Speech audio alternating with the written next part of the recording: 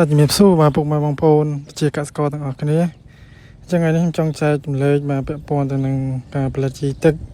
ក្នុងគោលបំណងបាទទី1គឺជួយឲ្យប្រព័ន្ធឫសរបស់ដំណាំគឺបាទលូតលាស់ល្អបាទហើយទី2ជួយឲ្យដំណាំបាទឆាប់បាទចេញផ្កាហើយទី3ជួយឲ្យដំណាំបាទកាន់ផ្កាកាន់ក្តាប់អញ្ចឹងហើយផ្លែច្រើនអញ្ចឹងបាទ NPK នៅក្នុងបាទរូបមន្តជីនេះគឺបាទ N ចន្លោះពី1ទៅ 1.8 ហើយ P បាទពី2ដល់ 2.5 ហើយ K ពី2រហូតដល់ 2.9 បាទអញ្ចឹងទី1យើងទៅរកបាទវត្ថុធាតុដើមគឺផ្លែត្នោតទុំបាទចំនួន2ផ្លែទៅហើយទឹកស្អាតបាទចំនួន1លីត្រខ្លះហើយកសិករល្ងចំនួនបាទ1គីឡូក្រាមឬក៏ដាក់លើសហ្នឹងក៏អត់អីដែរអញ្ចឹងណាបាទអញ្ចឹងយើងធ្វើការបាទច្របាច់ត្នោតទុំឲ្យវាចេញជាតិអស់ទៅបាទហើយបន្តពីហ្នឹងទៀតយើងនឹងបាទបន្ថែមបាទកសិករល្ងបាទលើសពី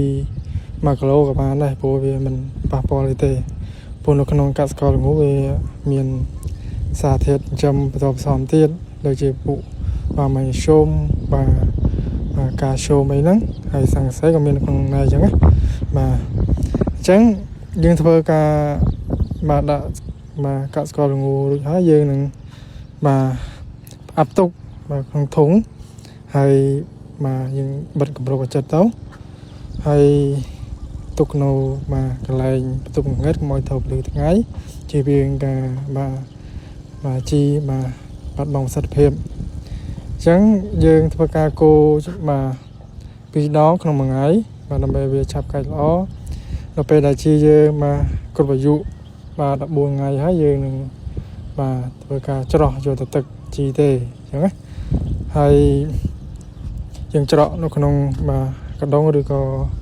ដបទៅដោយសារទុកនៅបាទកន្លែងត្រជាក់បាទងឹតកុំឲ្យត្រូវពលឺថ្ងៃបាទហើយបាទរបៀបនៃការប្រើប្រាស់យើងអាចដាក់ទឹកជីហ្នឹងចន្លោះពី50បាទទៅ100 cc បាទលេខទឹកយើងធម្មតាហ្នឹង20លីត្រទៅហើយសួរថាតើយើងអាចប្រើប្រាស់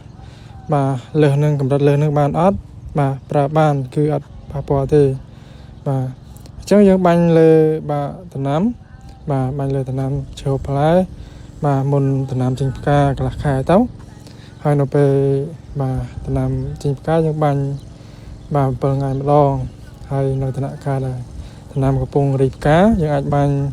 បាទចន្លោះពី15ថ្ងៃទៅ20ថ្ងៃម្ដងទៅបាទហើយនៅពេលដំណាំបាទមានក្តាប់យើងបាញ់បាទចន្លោះពីបាទ7ទៅ10ថ្ងៃម្ដងអញ្ចឹងណាបាទ